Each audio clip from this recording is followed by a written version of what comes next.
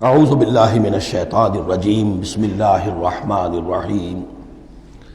ربنا لا تزغ قلوبنا بعد اذ ہدیتنا، اور ان کا یہ قول ہوتا ہے اولو الالباب کا، اے رب ہمارے دلوں کو کج نہ ہونے دیجو اس کے بعد کہ تو نے ہمیں ہدایت دے دی ہے، وہب لنا من لدنک رحمہ، اور ہمیں تو خاص اپنے خزانہ فضل سے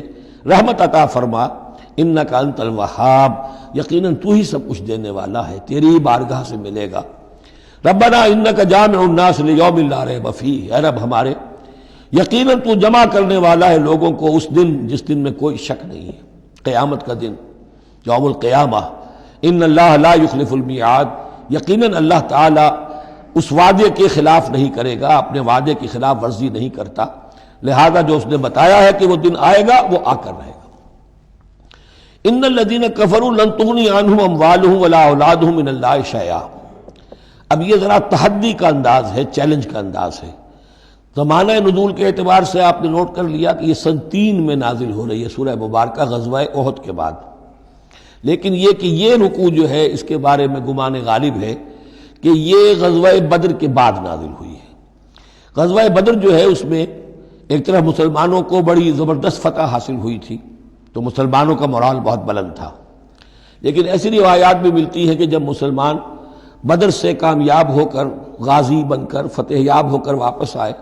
تو جو یہودی قبیلے تھے مدینے کے، ان میں سے بعض لوگوں نے کہا کہ مسلمانوں اتنا نہ اتراؤ، یہ کچھ قریش کے ناتجربہ کار چھوکرے تھے جن سے تمہارا مقابلہ پیش آیا ہے، اگر ہم سے کبھی بات اس کا مقابلہ پیش آیا تو معلوم ہوگا، تب دن میں تارے نظر آئیں گے وغیرہ وغیرہ۔ تو اس پس منظر میں یہ الفاظ کہے جا رہے ہیں کہ نہیں، تمام کفار اسی طریقے سے آخر کار زیر ہوں گے اور اللہ کے دین کو غالب ہونا ہے، واللہ غالب علی امرہ ولکن اکثر الناس لا یعلمون۔ ان الذین کفروا لن تغنی عنہم اموالہم ولا اولادہم من اللہ شیئا، یقیناً جن لوگوں نے کفر کی روش اختیار کی ہرگز نہ بچا سکیں گے انہیں، نہ ان کے مال نہ ان کی اولاد اللہ سے کچھ بھی۔ واولئک ہم وقود النار، اور وہ تو سب کے سب آگ کا ایندھن بنیں گے۔ کداب آل فرعون، تمہاری تو حیثیت ہی کیا ہے، چپندی کا شوربہ۔ آل فرعون کا معاملہ یاد کرو، ان کے ساتھ کیا ہوا تھا، شہنشاہ اور بڑے لاؤ لشکر والا، وفرعون ذی الاوتاد کداب آل فرعون والذین من قبلہم، اور اسی پر کیا اس سے پہلے ثمود اور عاد جیسی قومیں زبردست جو ہیں اسی جزیرہ نما عرب میں رہی ہیں، کذبوا بآیاتنا، انہوں نے بھی ہماری آیات کو جھٹلایا تھا، فاخذہم اللہ بذنوبہم، تو اللہ نے پکڑا ان کو ان گناہوں کی پاداش میں، واللہ شدید العقاب، اور اللہ سزا دینے میں بہت سخت ہے۔ قل للذین کفروا، اے نبی کہہ دیجئے ان لوگوں سے جو کفر کی روش اختیار کر رہے ہیں، ستغلبون وتحشرون الی جہنم، تم سب کے سب مغلوب ہو کر رہو گے، دنیا میں مغلوب ہوگے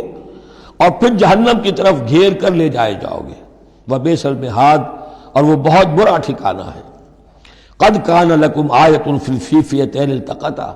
تمہارے لیے ایک نشانی آ چکی ہے ان 2 گروہوں میں جو آپس میں جنہوں نے جنگ کی، یعنی بدر کی جنگ ہوئی،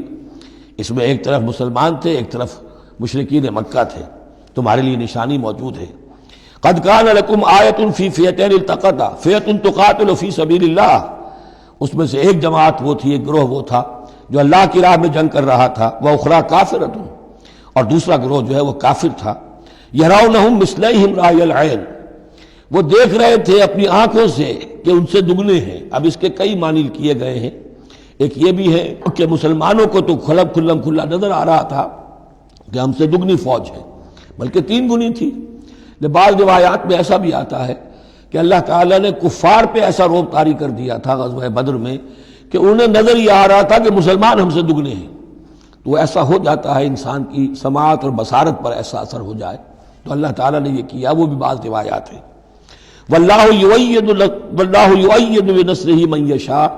اور اللہ تائید فرماتا ہے اپنی نصرت سے جس کی چاہتا ہے۔ ان فی ذلک لعبرۃ، اس میں یقیناً ایک عبرت ہے، سبق آموزی ہے، لأولی الابصار، لیکن یہ عبرت اور سبق آموزی صرف ان کے لیے ہوتی ہے کہ جو آنکھیں رکھتے ہوں، جن کے اندر جو ہے دیکھنے کی صلاحیت موجود ہو۔ صدق اللہ العظیم۔